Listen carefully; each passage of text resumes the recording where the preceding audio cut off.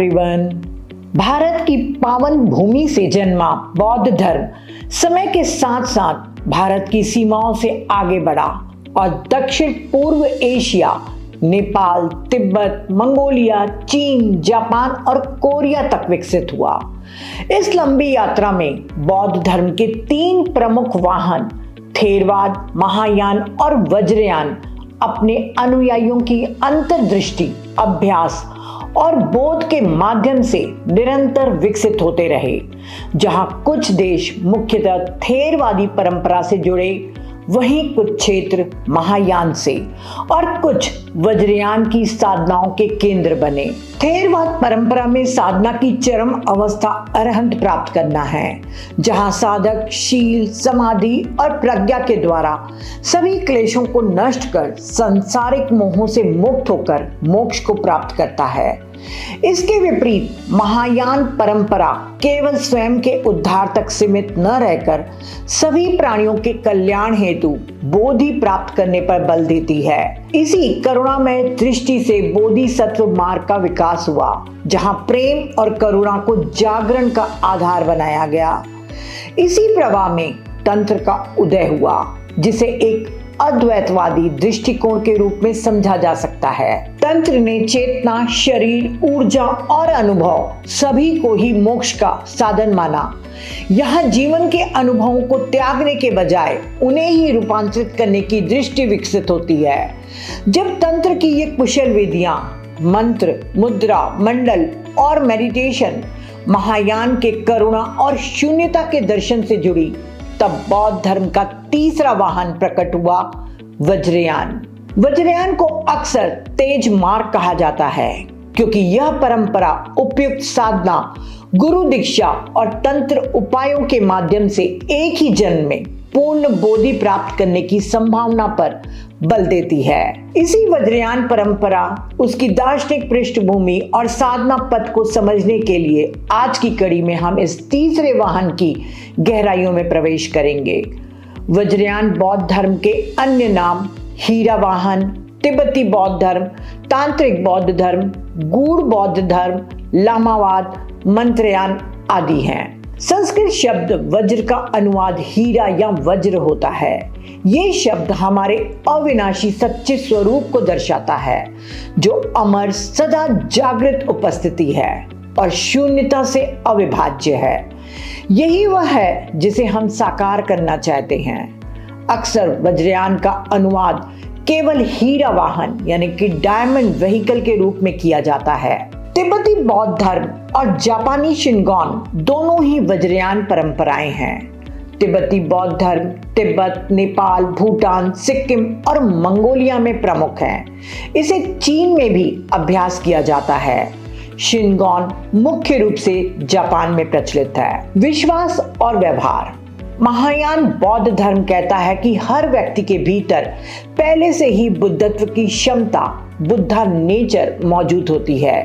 इसीलिए साधना का उद्देश्य यही है कि हम अपने भीतर छिपे इस बुद्धा नेचर को सीधे पहचान सकें। इस पहचान का मुख्य साधन मेडिटेशन है।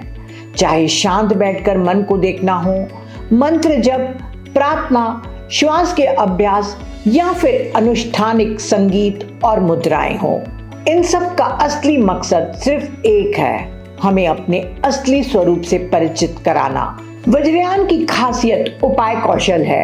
ऐसे साधन जो शरीर, मन और ऊर्जा को साधना का हिस्सा बनाकर साधक को तेजी से आत्मबोध की ओर ले जाते हैं। इसीलिए वज्रयान में नैतिकता, करुणा और मेडिटेशन के साथ विजुअलाइजेशन, मंत्र, मुद्राएं, श्वास अभ्यास और विशेष तकनीकें उपयोग की जाती हैं। ये साधन मन चेतना में बहुत तेज बदलाव ला सकते हैं और साधक को एक ही जीवन में गहरे आत्मबोध तक पहुंचने में मदद कर सकते हैं। वज्रयान की सबसे महत्वपूर्ण बात है गुरु और शिष्य का सीधा अनुभव आधारित संबंध। एक अनुभवी जागृत गुरु साधक के भीतर छिपी बुद्धा नेचर को जगाने में निर्णायक भूमिका निभाता है। गुरु पर श्रद्धा और समर्पण साधक की गति बढ़ाते हैं और धीरे धीरे यही बुद्धा नेचर पूर्ण बुद्धत्व के रूप में प्रकट हो जाती है। तंत्र शब्द का अर्थ मूल रूप से बुनना या आपस में जोड़ना है, यानी बौद्ध शिक्षाओं और बौद्ध अभ्यास का एक दूसरे से गहरा जुड़ाव। तिब्बती भाषा में तंत्र के लिए ग्यू शब्द प्रयोग होता है, जिसका अर्थ है निरंतरता, कंटिन्यूटी, चेतना की निरंतर प्रवाहशील परंपरा। पश्चिम देशों में तंत्र को अक्सर केवल सेक्सुअलिटी या सेक्सुअल एनर्जी से जोड़कर देखा जाता है, लेकिन बौद्ध तंत्र का अर्थ यह नहीं है। यद्यपि कुछ उच्च स्तर की साधनाओं में यौन ऊर्जा से संबंधित निर्देश मिलते हैं, पर सामान्य रूप से तंत्र उन गंभीर और उन्नत साधनाओं को दर्शाता है जो मेडिटेशन, मंत्र और अन्य आध्यात्मिक अभ्यासों के माध्यम से बुद्धत्व की ओर ले जाती हैं। वज्रयान बौद्ध धर्म में सहायक साधन इस प्रकार हैं। तंत्र मूलतः ऐसी शिक्षाओं का मार्ग है जो केवल योग्य और परिपक्व साधकों को तेजी से आत्मबोध तक पहुंचाने के लिए दिए जाते हैं। वज्रयान बौद्ध धर्म में पंच ध्यानी बुद्ध वैरोचन, अशौम्य, रत्नसंभव, अमिताभ और अमोघ सिद्धि 5 पारलौकिक बुद्ध माने जाते हैं। पंच बुद्ध शाक्य मुनि बुद्ध की प्रबुद्ध चेतना के अलग अलग पहलुओं का प्रतीक हैं और मंडल में केंद्र और 4 दिशाओं में व्यवस्थित होते हैं। प्रत्येक बुद्ध का अपना रंग, तत्व, मुद्रा और विशिष्ट ज्ञान होता है, जो साधक को एक विशेष दिशा में आंतरिक परिवर्तन की ओर ले जाता है। इनका उद्देश्य साधकों को मन के 5 प्रमुख विषयों अहंकार, क्रोध, मोह, ईर्ष्या और अज्ञान को बदलकर ज्ञान, करुणा और जागरूकता में रूपांतरित करने में सहायता देना है। इस प्रकार पंच ध्यानी बुद्ध वज्रयान साधना के भीतर एक गहरा मनोवैज्ञानिक और आध्यात्मिक मार्गदर्शन प्रदान करते हैं। ईदम वज्रयान में ईदम मेडिटेशन का मतलब किसी बाहरी भगवान की पूजा नहीं है। ईदम असल में हमारे अपने भीतर मौजूद बुद्धा नेचर का प्रतीक होता है। जब साधक ईदम साधना करता है तो वह खुद को किसी बुद्ध या बोधिसत्व के रूप में कल्पित करता है, ताकि करुणा, प्रज्ञा और जागृति जैसे गुण अपने भीतर उभर सकें। धीरे धीरे साधक और बुद्ध के बीच का फर्क मिटने लगता है। ये साधना हमेशा गुरु से दीक्षा लेकर ही की जाती है। इसका अंतिम उद्देश्य यह समझना है कि सभी रूपों के पार एक ही सत्य है, शून्यता और अद्वैत का अनुभव। उदाहरण के लिए साधक माँ ग्रीन तारा या अवलोकितेश्वर जैसे बोधिसत्व पर ध्यान करता है। वज्रयान में ईदम को गुरु से अलग नहीं माना जाता। ध्यान की गहराई में साधक ईदम से एक रूप होने लगता है और महसूस करता है कि वही जागृत चेतना उसके भीतर ही मौजूद है। इसी तरह साधक अपने बुद्धा नेचर का सीधा अनुभव करता है। मंत्र मौखिक या फुसफुसाकर कही जाने वाली बौद्ध प्रार्थनाएं हैं। प्रत्येक ईदम का अपना एक मंत्र होता है। मंत्र का जाप ईदम देवता के शरीर, वाणी और मन के साथ जोड़ता है। इन वाक्यांशों का बार बार जाप करने से मन की अव्यवस्था दूर करने और वर्तमान पर ध्यान केंद्रित करने में भी मदद मिलती है। मंत्रों का उपयोग साधक की रक्षा और आशीर्वाद के लिए किया जाता है, जो ईदम से संचरण के माध्यम से होता है। वज्रयान के 2 सबसे प्रसिद्ध मंत्र हैं ओम मनी पैम्मे होम, ये अवलोकितेश्वर का मंत्र है। ओम तारे तूरे सोहा, ये माँ ग्रीन तारा का मंत्र है। प्रार्थना चक्र साधक कभी कभी अपने मंत्र अभ्यास में प्रार्थना चक्रों का उपयोग करते हैं। हाथ में पकड़े जाने वाले इन अलंकृत चक्रों पर मंत्र उकेरे जाते हैं और चक्र के धीरे धीरे घूमने पर इन्हें दोहराया जाता है। भक्तों को अक्सर पवित्र शब्दों को आकाश की ओर और स्वर्ग में पहुंचते हुए कल्पना करने का निर्देश दिया जाता है। घंटी और दोरजे वज्रयान परंपरा में घंटी ज्ञान का प्रतीक है। उसकी ध्वनि शून्यता का बोध कराती है। उस निराकार मौन सत्य की ओर संकेत करती है जो सभी रूपों से परे है। दोरजे करुणा और उपाय कौशल का प्रतीक है। हीरे जैसे कठोर और बिजली की तरह प्रबल वज्र उस शक्ति को दर्शाता है जो अज्ञान को तुरंत काट देती है। लामा और भिक्षु समारोह में इसका उपयोग आध्यात्मिक ऊर्जा को बुलाने, नकारात्मकता को दूर करने और शुद्धिकरण के लिए करते हैं। मंडल वज्रयान बौद्ध धर्म में ध्यान के लिए एक महत्वपूर्ण सहायक साधन मंडल होते हैं। मंडल का ध्यान मन के भीतर किया जाता है। हालांकि इन्हें 2 डायमेंशनल या 3 डायमेंशनल रूप में भी बनाया और देखा जाता है। ये देखने में सुंदर कलाकृतियां होते हैं, लेकिन इनका उद्देश्य केवल कला नहीं बल्कि चेतना को गहराई की ओर ले जाना है।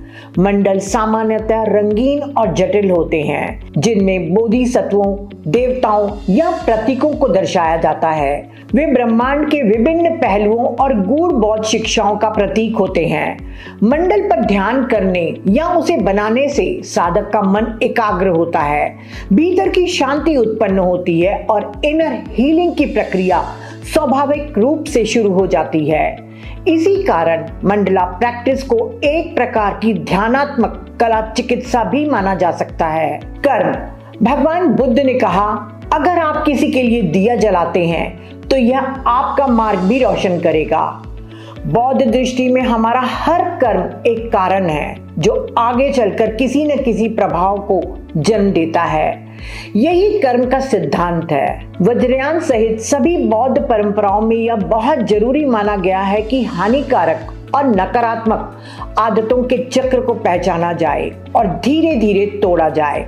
इसका अर्थ है कि बार बार उन कार्यों, विचारों और वाणी से स्वयं को रोकना जो हमें या दूसरों को दुख देते हैं। महायान बौद्ध धर्म में सकारात्मक कर्मों के विकास के लिए पारमिताओं का अभ्यास सिखाया जाता है। पारमिता का अर्थ है पूर्णता, जैसे दान, शील, धैर्य, प्रयास, मेडिटेशन और प्रज्ञा। इन गुणों का अभ्यास करते हुए मन धीरे धीरे शुद्ध होता है और साधक संसार से बंधन की बजाय बोधि की ओर अग्रसर होता है। मुद्राएं प्रतीकात्मक हाव भाव हैं जो अक्सर हाथ से बनाई जाती हैं, लेकिन कभी कभी पूरे शरीर की मुद्रा और गतियां भी इसमें शामिल होती हैं। मेडिटेशन में ये मन और ऊर्जा को केंद्रित करने में मदद करती है तथा साधना में पूरे शरीर को सहभागी बनाती है। महायान और वज्रयान में हर बुद्ध, बोधिसत्व या देवता की अपनी विशिष्ट मुद्रा होती है जो उनके गुणों को दर्शाती है, जैसे अवलोकितेश्वर की करुणा से जुड़ी अभय और वरद मुद्रा या ग्रीन तारा की सक्रिय करुणा को दर्शाने वाली मुद्रा। गुरु थेरवाद बौद्ध परंपरा में सामान्यतः यह शिक्षा दी जाती है कि पूर्ण आत्मज्ञान के लिए भिक्षु या भिक्षुणी जीवन आवश्यक है, जबकि वज्रयान बौद्ध धर्म में जैसे महायान परंपरा में भी ये माना जाता है कि कोई भी व्यक्ति, चाहे वह गृहस्थ हो या सन्यासी, सही अभ्यास और उचित मार्गदर्शन के साथ आत्मज्ञान प्राप्त कर सकता है। लेकिन वज्रयान में बौद्ध ग्रंथ और साधनाएं अत्यंत सूक्ष्म और जटिल होती हैं। इसीलिए किसी भी साधक के लिए, चाहे वह सामान्य व्यक्ति हो या भिक्षु, गुरु के बिना इनका अभ्यास न केवल अनुचित बल्कि खतरनाक भी हो सकता है। वज्रयान की आंतरिक शिक्षाएं और दीक्षाएं परंपरागत रूप से मौखिक रूप से गुरु द्वारा दी जाती हैं। वज्रयान की शिक्षाएं गुप्त रखी जाती हैं ताकि उनका सही ढंग से अभ्यास हो सके और उनकी पवित्रता बनी रहे। इस मार्ग में आगे बढ़ना गुरु की अनुमति और साधक की तैयारी पर निर्भर करता है और उन्नत अभ्यास विशेष दीक्षा के बाद ही दिए जाते हैं। वज्रयान में क्रोधी देवता परिवर्तन के प्रतीक। वज्रयान में क्रोधी देवता नकारात्मक भावनाओं जैसे क्रोध, भय और अहंकार के प्रतीक माने जाते हैं। साधक जब इन रूपों पर ध्यान करता है तो यह उन भावनाओं को ज्ञान और जागरूकता में बदलने की प्रक्रिया दर्शाता है। तिब्बत में बौद्ध धर्म के आने के पूर्व बौद्ध धर्म को माना जाता था।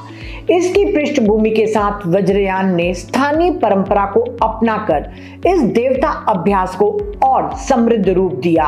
तिब्बती वज्रयान बौद्ध परंपरा का विकास कई शताब्दियों में हुआ और इससे 4 प्रमुख उप संप्रदाय उभरे: निग्मा, काग्यू, साक्य और गेलुक। इनका क्रमिक विकास तिब्बत के राजनीतिक, सांस्कृतिक और आध्यात्मिक इतिहास से गहराई से जुड़े हैं। पहला, निग्मा। इसे सबसे प्राचीन परंपरा मानी जाती है। जिसका विकास 8वीं-9वीं शताब्दी में तिब्बत में हुआ। ये तिब्बत में बौद्ध धर्म का पहला संगठित रूप था और इसका गहरा संबंध गुरु पद्मसंभव यानी गुरु रिनपोचे, आचार्य शांति रक्षित और तिब्बत के राजा त्रिसोंग देसिन से है।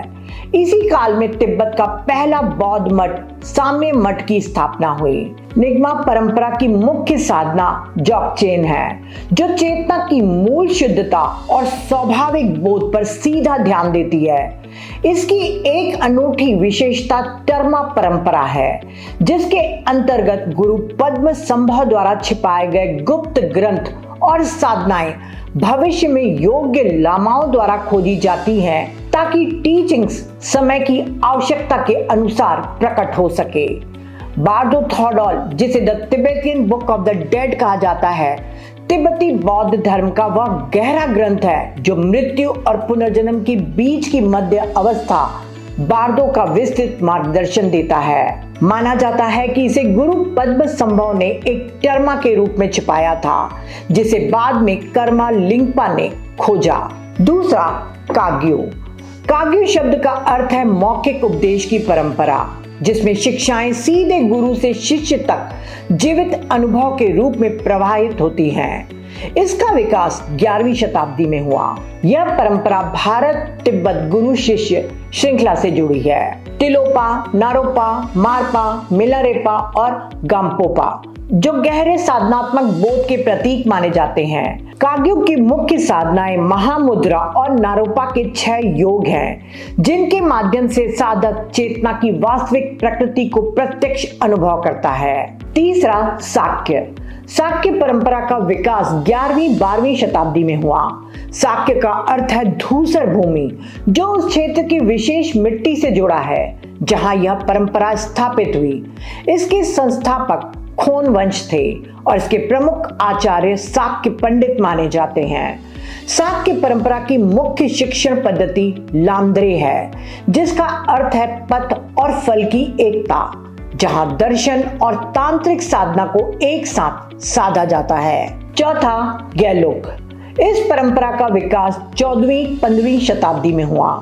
गेलुक का अर्थ है सद्गुणों की परंपरा। इसके संस्थापक जे त्योंग्स खापा थे, जिन्होंने बौद्ध साधना में अनुशासन, नैतिक शुद्धता और बौद्धिक स्पष्टता पर विशेष बल दिया। इस परंपरा की प्रमुख विशेषताओं में कठोर विनय यानी संन्यास और आचार संहिता का सख्त पालन, शून्यवाद का गहन अध्ययन और तर्क वितर्क आधारित मठीय शिक्षा प्रणाली शामिल है। यहीं से दलाई लामा परंपरा का उदय हुआ। दलाई शब्द का अर्थ है महासागर और लामा शब्द का अर्थ है गुरु, अर्थात महासागर जैसे गहन ज्ञान वाले गुरु। गेलुक परंपरा को बौद्धिक स्पष्टता और कड़े अनुशासन का उत्कृष्ट मेल माना जाता है। तिब्बती बौद्ध धर्म के सबसे प्रसिद्ध लामा 14वें और वर्तमान दलाई लामा तेंजिन गाइत्सो हैं, जो तिब्बतियों के आध्यात्मिक नेता हैं। तिब्बती उन्हें अवलोकितेश्वर का अवतार मानते हैं। वर्तमान दलाई लामा को अपने पूर्ववर्ती दलाई लामाओं का 14वां अवतार माना जाता है। दलाई लामा का मुख्य कथन है, स्वयं पर विजय पाना युद्ध में हजारों लोगों पर विजय पाने से भी बड़ी विजय है। फ्रेंड्स, आज हमने वज्रयान बौद्ध धर्म के विविध आयामों को समझने का प्रयास किया, उसके दर्शन, साधनाओं और परंपराओं को। लेकिन वज्रयान हमें यह याद दिलाता है कि सत्य को शब्दों में नहीं, प्रत्यक्ष अनुभव में जाना जाता है। चाहे वह बुद्धा नेचर हो, ईडन साधना, मंडल, मंत्र या गुरु शिष्य का संबंध, ये सब केवल संकेत हैं। वास्तविक यात्रा तो भीतर घटती है।